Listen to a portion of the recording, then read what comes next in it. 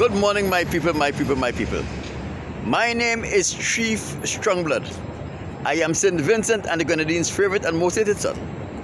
I am the diaspora machismo. My people, it have been another beautiful day for a protest, and I enjoyed every moment of my protest. Let me first remind you, the fund of my sign says I don't want the white man's money, the white man's woman, the white man's friendship, and or the white man's fame. And the reverse of my sign says, white man, why have you enslaved the African American? My people, all in all, it was another beautiful day for a protest, and I enjoyed every moment of my protest. My people, I am going over these information because I promised, after reading some comments on one of the videos, that I'll go over these information so that people can see that the Bible is indeed the most dangerous book there is. And what makes the Bible so dangerous is because those people who are preaching the Bible in the conventional churches, they don't care about your salvation because they are all doomed for hell. Every one of them. All of your preachers in the conventional churches, they are doomed for hell because they participated in homosexuality, bestiality, and abortion. Way before they even reached in the seminary, and when they got into the seminary, their pastors induced them into these things. That is why so many of you, for 5 and 6 generations, you have been Christians. You have been going to church, and yet you are still in the same position spiritually, financially, and socially as your great grandparents were. You have not made any advancement at all, and in most cases, a lot of us are worse off than our grandparents were. My people, when you are worshiping the Most High God, you are not supposed to be in poverty. You are not supposed to experience hardship like that. And if you are, you'll have the solution to the problem, and you'll know exactly how to deal with those things that you are encountering. I made a lot of bold allegations in the introduction of this dialogue. Let me support the claims that I made. My people, first thing we have to remember that the Most High God said in Malachi chapter 3 verse 6 that He is God and He changes not. The Most High Son Yahawasha said in Matthew that not one drop, not one jot or tittle shall be passed away from the laws, the statutes of the Most High God, from the word of the Most High God. So here we see, we find harmony in what the Most High said and what His Son said. And this is how we ought to see or find out if there is any errors in the New Testament. Because remember, the Old Testament came about by those people who the Most High chose and sent as prophets. The last prophet was John the Baptist, and his mission was to herald the coming of the Son of God, Yahawasha. Not Jesus, Yahawasha. All of those men in the New Testament that were not John the Baptist, and those men who did not give an account of the life of the Son of God on earth, they are not supposed to be taken serious because they were not sent by the Most High. So what we have to do here is to find out why I says that the Bible is the most dangerous book, and I'm going to go into this right now. The first question I have to ask you is, who killed the Son of the Most High God? The Son of the Most High God was killed by the Caucasians. And this is believed to have been done in AD 38, according to the Bible timeline. Now, after the son of the Most High God was killed, was murdered by the Caucasians, something happened. The Israelites rose up and they revolt against the Caucasians in AD 65. They were able to defeat the Caucasians in AD 65. But in AD 70, after they get reinforcement, they were able to take control of Israel and Jerusalem. What did they do from then? The first thing they did was they loot the temple of the Most High God. This is the Caucasians speaking about. When they loot the temple of the Most High God, they take all of the furnishing from the temple, and they take all of the scriptures from the temple, and they ship them back to Rome. After which, their next objective was to conquer and capture every Israelite they could have gotten their hands on in Israel. And when they capture them, they ship them back to Rome. Do you know about the gladiators that is portrayed to us and told about us, and they are portrayed as white? Those gladiators were our foreparents, the Israelites. They were thrown in the Roman Colosseum, the place they built, and they were thrown there to fight to the death against each other at the pleasure of the Caucasians. When man-to-man fighting was not satisfying to their desires and their wicked intent for us, you know what they did? They threw them in the Colosseum and unleashed hungry lions and tigers and dogs and watched them being mauled. They burned them to stake. They tied them to stake and they burned them alive, and they shout at their scream of their agonies. Before all of this happened, when Babylon conquered Israel, many of the Israelites decided that they are not going to be captive of Babylon, and they run away. They run over to Africa. When Assyria, when Greece conquered Israel, the same thing happened. And when the Romans looted and burned the temple and conquered and captured the Israelites to ship them back to Rome, a lot of the Israelites run away to Africa. So I want you to bear this in mind. So now, from AD 70, the Caucasians had the scriptures in their possession. The book of Enoch, the book of Joshua, the book of Jubilees, the Apocryphas, the book of Tobit, and all of these books that you have never heard about. They are a part of the scriptures. So what they do? In AD 325, Constantine ordered the Bishop of Rome to come together, and everything that was in the scriptures that exclude the Caucasians from salvation, they had them take it out. Everything, every book in the scripture that disqualify the Caucasians from being favored by the Most High God, Constantine had them remove it. They were preparing a document to ensure that if any Israelite escaped them, when they go to that document, which is the Bible, they will never prosper, because they will always be in disobedience to the Most High. They will never find fulfillment in worshiping God, because the Bible was designed to ensure that the people who reads it remain disobedient to the Most High God. So let's do a quick recap. Who conquered our forefathers, the Israelites? The Caucasians. Who looted the temple of the Israelites?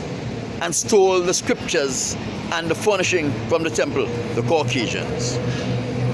Who was the first people to capture the Israelites and ship them from their homeland to Rome, the Caucasians?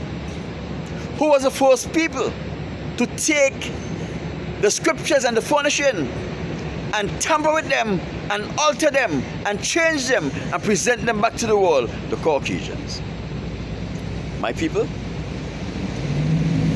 after they have murdered every Israelite they took back to Rome, in the 14 and 1500s, they went looking for those descendants of Israel who ran away when Babylon conquered Israel, who ran away when Greece conquered Israel, and who avoid capture when Rome captured the Israelites and take them back to Rome.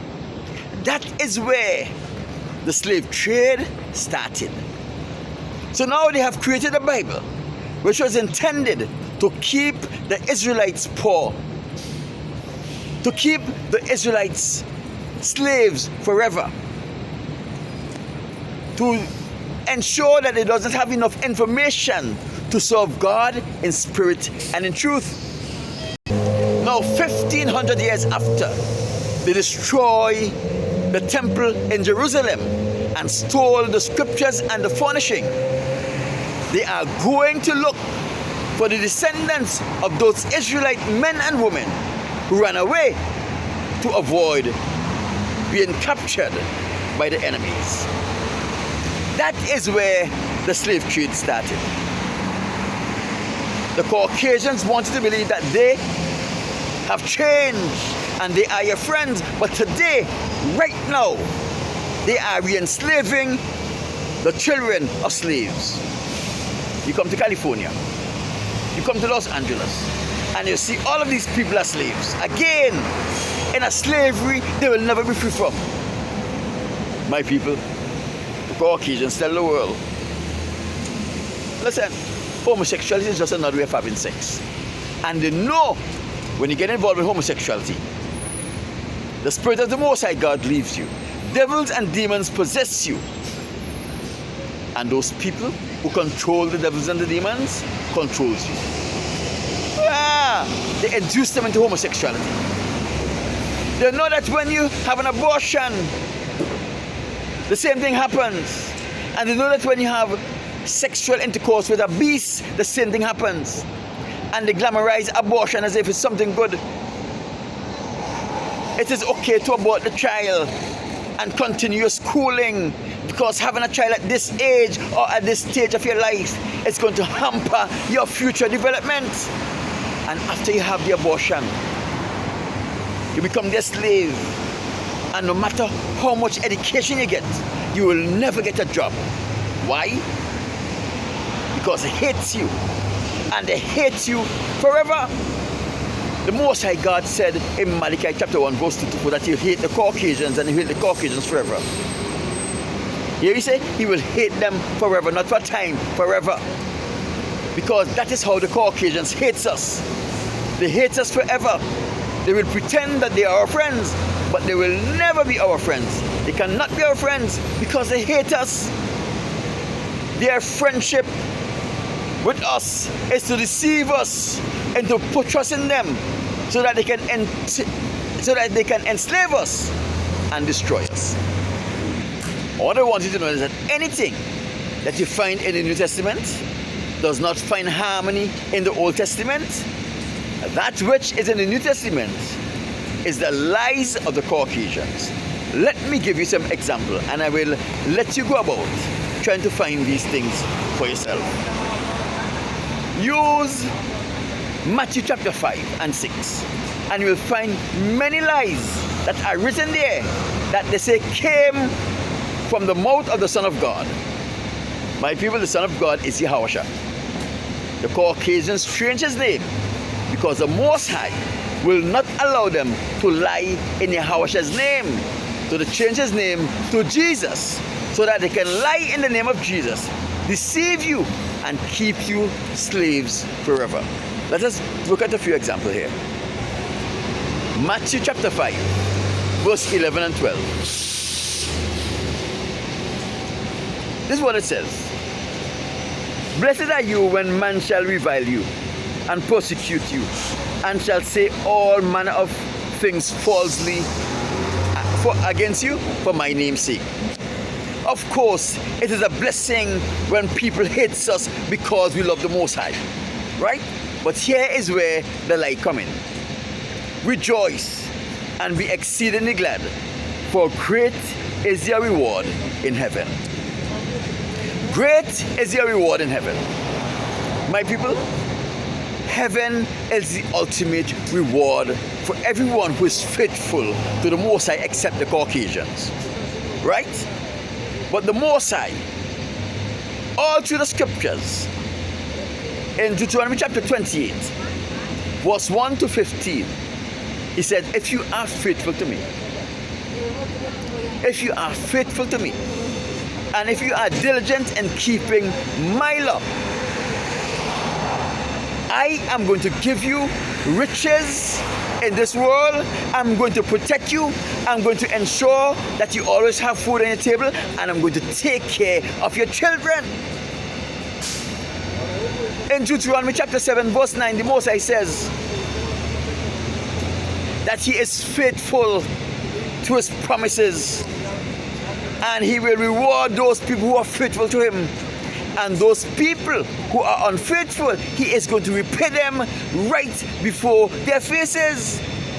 So if you, your great-great-grandmother, your great-grandmother, your grandmother, your mother, and you were Christians, and you are all in the same financial and social condition, the Most High God is repaying you right to your face because you are unfaithful to Him. And it is because you refuse to be diligent in reading the scriptures and doing the comparison why you are unfaithful. You have to come to a place where you know that great will be your reward here on earth, and the ultimate price for faithfulness to the Most High is 1,000 years in the Most High kingdom. Turn with me to Matthew chapter 5, verse 44. And this is going to be an easy one. What it says is, they say that the Most High Son said that you must love your enemy. Bless them that curse you. Do good to them that hate you. And pray for them who use you and despise, who hate you and despise you, who use you. My people, this is a lie from the pits of hell. The Most High God's Son will never tell anyone to be so stupid as to love their enemies. Why? You have to ask from scriptures, who are the enemies of the Israelites? The enemies of the Israelites are the Caucasians, according to Deuteronomy chapter 28, verses 68. It says, those people who bought you and sold you as slaves are your enemy. The only people that bought us and sold us as slaves was the Caucasians. They have enslaved our people in two separate eras. AD 70, for God know how long, when they have us kill each other as gladiators in the Roman Colosseum, and in the 14th and 15th century when they went back looking for those descendants of Israelites who escaped from being captured. But what does the Most High said? How to deal with your enemy. Let us go to Deuteronomy chapter 7, and we are going to read from Deuteronomy chapter 7, and you're going to see how to deal with your enemy. Deuteronomy chapter 7 verse 2 says that you must smite them, your enemies. You must utterly destroy them.